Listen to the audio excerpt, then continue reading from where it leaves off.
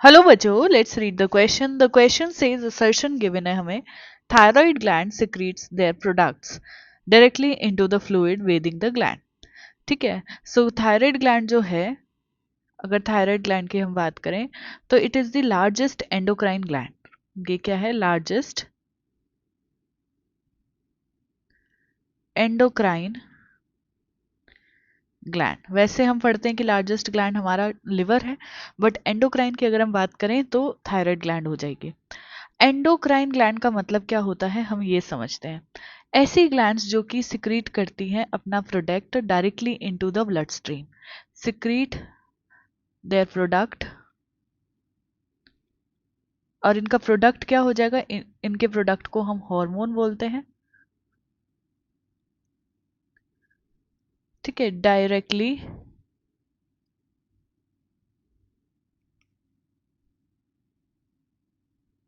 Into the blood stream.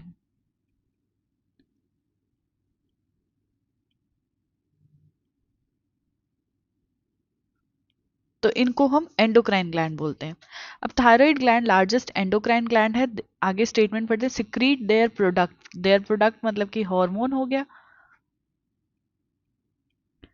Directly into the fluid लिखा हुआ है. फ्लूइड का मतलब क्या है? ब्लड में ये जो है भेजेंगे अपना जो प्रोडक्ट है उसको. Weeding the gland. ठीक है. फ्लूइड वेदिंग द ग्लैंड मतलब कि जो है फ्लूइड ही सप्लाई कर रहा है उस ग्लैंड को. That is blood he supply कर रहा है उस ग्लैंड को, और ब्लड में ही वो अपना प्रोडक्ट जो है वो रिलीज कर रहे हैं. ठीक है. क्यों रिलीज करते हैं? क्योंकि इनके पास कोई डक्ट नहीं होती है. डक्टलेस ग्लैंड्स होती हैं ये. इसीलिए ये डायरेक्टली अपना जो प्रोडक्ट है या हॉर्मोन्स हैं वो क्या करती हैं? ब्लड स्ट्रीम में रिलीज करती हैं. ठीक है. So thyroid gland is an endocrine gland. Reason दिया हुआ है and do not have duct.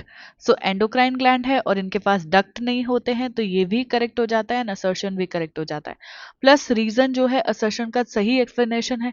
ठीक है. हम देख रहे हैं कि थायराइड ग्लैंड जो है वो अपना प्रोडक्ट डायरेक्टली ब्लड में क्यों भेज रही है? क्योंकि वो एक एंडोक्राइन ग्लैंड है और उसके पास क्या है? डक्ट्स नहीं है.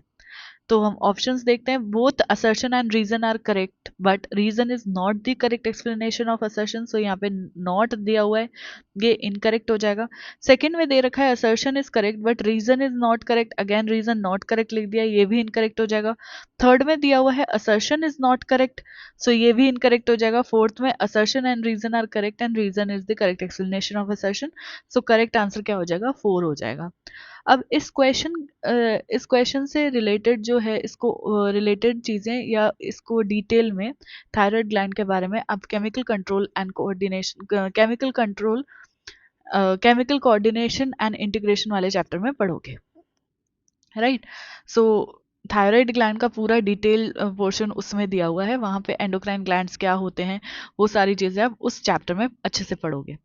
सो हमारा जो फाइनल आंसर है यहाँ पे क्या चला जाएगा? ऑप्शन 4.